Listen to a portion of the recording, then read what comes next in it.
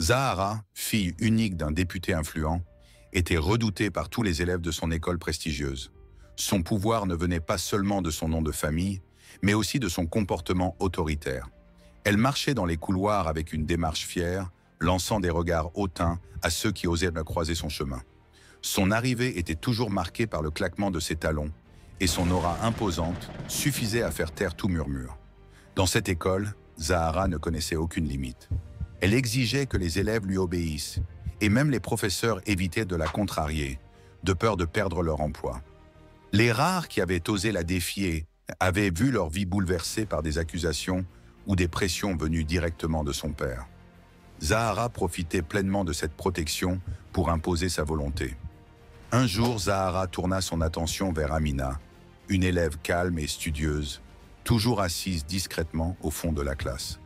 La simplicité et la réserve d'Amina déplaisaient à Zahara, qui voyait en elle une proie facile. En plein cours, Zahara s'approcha d'Amina. « Tu crois que tu es meilleur que nous, c'est ça ?» lança-t-elle d'un ton sarcastique. Avant qu'Amina ne puisse répondre, Zahara sortit une paire de ciseaux de son sac et coupa brutalement une mèche de ses cheveux.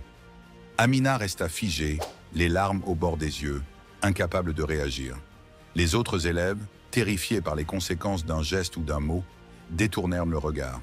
Certains firent de semblant de ne pas voir, tandis que d'autres échangèrent des regards nerveux. Zahara, quant à elle, riait bruyamment, savourant sa victoire. Mais au fond de la classe, Malik, le frère aîné d'Amina, bouillonnait de rage. Ses poings se serrèrent et son cœur battait furieusement. Il savait qu'il devait intervenir, peu importe les conséquences. Après l'humiliation publique qu'a subie sa sœur Amina, Malik est consumé par la colère. Il ne peut supporter de voir sa petite sœur, si douce et studieuse, traitée de la sorte. Lorsqu'il se lève en classe, les autres élèves sentent que l'atmosphère a changé. Malik, les poings serrés, regarde Zahara droit dans les yeux. « Tu n'as aucun droit de faire ça à ma sœur !» s'écrie-t-il, sa voix résonnant dans la salle. Zahara, d'abord surprise, reprend rapidement son masque d'arrogance. « Tu crois pouvoir me donner des ordres, toi ?» dit-elle avec mépris, en brandissant les ciseaux. Malik s'avance, son cœur battant à tout rompre, et lui arrache les ciseaux des mains, malgré une coupure sur ses doigts. Un murmure de stupeur parcourt la classe, mais personne n'ose intervenir. Zahara, furieuse, fixe Malik d'un regard assassin. L'arrivée de Madame Adama, leur professeur, interrompt l'attention. Elle observe la scène, mais d'une voix ferme et froide, demande simplement « Retournez à vos places !» Cette réponse, qui évite complètement de confronter Zahara, met Malik hors de lui. Il quitte la classe, sa mâchoire serrée, jurant de ne pas laisser l'affaire en rester là. Le lendemain, Zahara, vexée par la confrontation, prépare sa vengeance. Alors que Malik marche dans le couloir bondé, elle tend son pied pour le faire trébucher. Malik tombe lourdement devant ses camarades, provoquant quelques rires nerveux. Lorsqu'il se relève, ses yeux croisent ceux de Zahara, qui affiche un sourire cruel. « Alors, Malik, tu veux encore jouer au héros ?» dit-elle avant de lever la main et de lui asséner une gifle cinglante. Mais cette fois, Malik ne recule pas.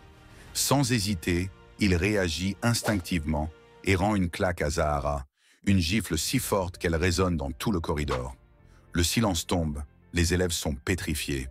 Zahara, humiliée, se met à crier et part en courant pour appeler son père. Quelques heures plus tard, Malik est convoqué au bureau du directeur. Le député, rouge de colère, menace Malik de représailles. « Tu vas présenter des excuses publiques à ma fille, immédiatement », ordonne-t-il. Malik, bien que sa mère le supplie de céder, reste droit et ferme. « Je ne m'excuserai pas pour avoir défendu ma sœur. » Cette décision coûte cher à Malik. Il est exclu de l'école sur le champ. Pourtant, alors qu'il quitte les lieux, tête haute, il sent une étrange satisfaction. Il a prouvé à Zahara et à tout le monde que certains refusent de se soumettre à l'injustice. Depuis l'exclusion de Malik, Zahara se sent invincible. Elle parcourt les couloirs de l'école avec un air encore plus arrogant, savourant la peur qu'elle inspire. Les élèves n'osent plus protester et même les professeurs évitent tout affrontement.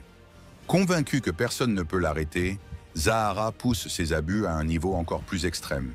Un jour, en cours de sciences, Zahara s'ennuie et décide de s'en prendre à Monsieur Diallo, un enseignant respecté et aimé des élèves. Ce professeur, connu pour sa patience et son dévouement, avait tenté à plusieurs reprises d'aider Zahara à améliorer son comportement, mais elle le voyait comme une cible facile. Ce jour-là, Zahara cache un pot de peinture verte dans son sac, qu'elle avait apporté dans un but bien précis. Alors que M. Diallo écrit au tableau, Zahara s'avance tranquillement, sous les regards silencieux de ses camarades. Arrivée derrière lui, elle lui verse la peinture sur la tête. La classe est sous le choc. M. Diallo se retourne, couvert de peinture, son visage exprimant à la fois l'humiliation et l'incrédulité. Zahara rit bruyamment, fier de son geste. Un élève, témoin de la scène, filme l'incident avec son téléphone et partage la vidéo sur les réseaux sociaux. Rapidement, les images circulent, accompagnées de commentaires indignés. Les internautes dénoncent l'acte cruel et le comportement intouchable de Zahara. Les réactions ne se limitent pas à l'école.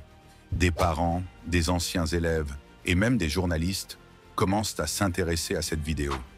Pour la première fois, Zahara se retrouve confrontée à un adversaire qu'elle ne peut pas contrôler, l'opinion publique. Mais elle ne se doute pas encore que cette humiliation publique marquera le début de la fin de son règne. La vidéo montrant Zahara versant de la peinture sur M. Diallo se répand comme une traînée de poudre sur les réseaux sociaux. En quelques heures, elle est partagée des milliers de fois. Les commentaires affluent, condamnant l'attitude de Zahara et l'impunité qui semble la protéger. Les hashtags comme Just Justice pour Diallo et Urge Stop Zahara deviennent rapidement viraux, déclenchant un débat national sur l'abus de pouvoir dans les écoles. Encouragés par cette vague de soutien, des élèves commencent à raconter leurs propres histoires. Certains parlent de harcèlement constant, d'humiliation publique et même de menaces que Zahara proférait pour s'assurer leur silence. Des anciens professeurs qui avaient quitté l'école à cause du climat toxique qu'elle imposait prennent la parole à leur tour. Ces témoignages montrent que son comportement dure depuis des années et que son père, le député, utilisait son influence pour faire taire les plaintes. De son côté, M. Diallo est approché en secret par le député qui lui offre une importante somme d'argent pour étouffer l'affaire. Refusant d'être acheté, il choisit de parler publiquement. Lors d'un reportage télévisé, il révèle non seulement les menaces qu'il a reçues, mais aussi les nombreuses tentatives de corruption de la part du père de Zahara. Le scandale s'intensifie. Les journalistes commencent à fouiller dans les affaires du député et découvrent des pratiques douteuses, comme des détournements de fonds et des intimidations politiques. Les autorités, sous la pression de l'opinion publique, annoncent l'ouverture d'une enquête officielle sur la famille. La mobilisation dépasse les frontières de l'école. Les élèves organisent une marche pacifique pour demander la justice, tandis que les parents d'élèves exigent des changements. La révolte collective ne peut plus être ignorée. L'étau se resserre sur Zahara et son père. Le procès de Zahara fut un événement marquant pour toute la communauté. Pendant plusieurs jours, des témoins défilèrent à la barre pour raconter les abus qu'ils avaient subis ou observés. Parmi eux se trouvaient des élèves intimidés, des enseignants humiliés et même d'anciens membres du personnel administratif qui avaient quitté leur poste à cause de la pression exercée par Zahara et l'influence de son père. Les juges examinèrent attentivement les preuves. La vidéo de Zahara versant de la peinture sur M. Diallo, un enseignant respecté, fut un moment clé. Les images montrant ses rires cruels et l'humiliation publique de l'enseignant firent un scandale. D'autres preuves, comme des messages menaçants et des témoignages écrits, vinrent appuyer les accusations de harcèlement. Pendant le procès, Zahara tenta de se justifier, évoquant la pression d'être la fille d'un homme influent. Mais ces excuses tardives ne suffirent pas.